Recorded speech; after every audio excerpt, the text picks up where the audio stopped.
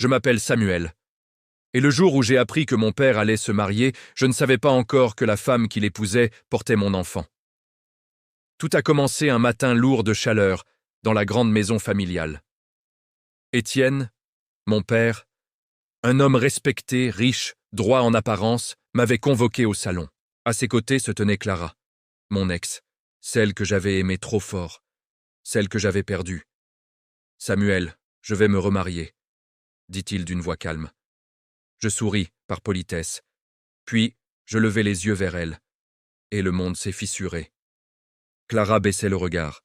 Sa main tremblait légèrement, posée sur son ventre encore plat. Elle ne me regardait pas une seule fois. Il y avait aussi Mireille, ma tante, assise un peu plus loin. Elle observait la scène en silence, avec ce regard perçant qu'elle avait toujours eu, comme si elle savait déjà. Jonas, mon jeune frère, jouait avec son téléphone, inconscient du drame qui se nouait sous ses yeux. Après l'annonce, je suis sorti. L'air me manquait. C'est Clara qui m'a suivi. « Samuel, depuis quand ?» ai-je coupé. Elle a posé sa main sur son ventre. « Je suis enceinte. Le sol a disparu sous mes pieds. »« De moi ?» Elle a hoché la tête. Des larmes silencieuses coulaient sur ses joues. Elle m'a expliqué. Notre rupture brutale, son désespoir, mon père qui l'avait soutenu, protégé, lentement aimé. Elle avait cru pouvoir fuir son passé en épousant un autre avenir. Elle s'était tue, par peur, par lâcheté aussi. Le mariage eut lieu malgré tout. Fastueux, hypocrite. Mon père rayonnait. Clara souriait sans joie.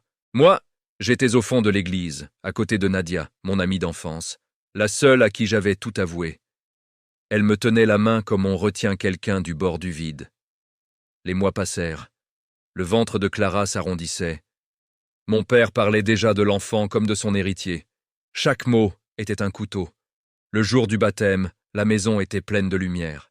Des rires, des chants, des promesses prononcées à voix haute. Mon père tenait l'enfant dans ses bras avec une fierté tranquille. Clara se tenait à ses côtés, pâle, presque absente. Quand le prêtre demanda le prénom, un silence se posa sur l'assemblée.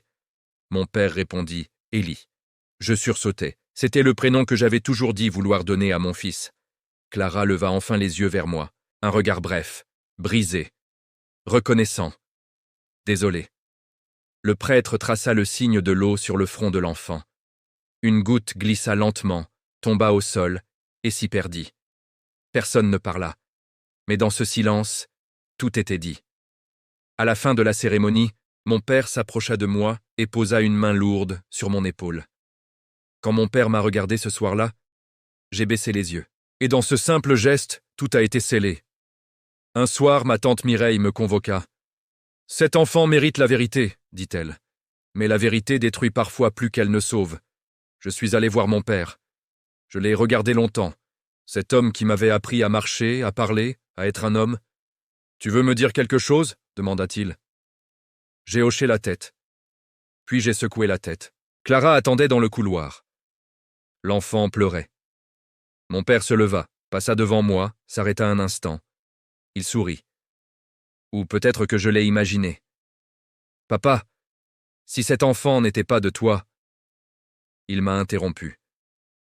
Le silence dura longtemps. « Certains mots détruisent plus qu'ils ne sauvent, dit-il, et d'autres sauvent en détruisant, ai-je répondu. « Parle, dit-il simplement. Je n'ai pas crié, je n'ai pas pleuré. J'ai dit la vérité comme on dépose une pierre sur une tombe. » Le lendemain, le mariage fut annulé, officiellement pour des raisons jamais précisées. Les rumeurs firent le reste. Clara est restée jusqu'à ce que l'enfant grandisse et elle partit. L'enfant a grandi. Il me ressemble, il a mes yeux. Mon père est mort des années plus tard. Sur son lit de mort, il a murmuré « Les secrets aussi sont des héritages. » À son enterrement, l'enfant portait le deuil. Moi aussi. Mais pas pour le même père. Et la vérité, elle est restée là, enterrée entre deux générations, respirant encore, doucement, sous le poids du silence.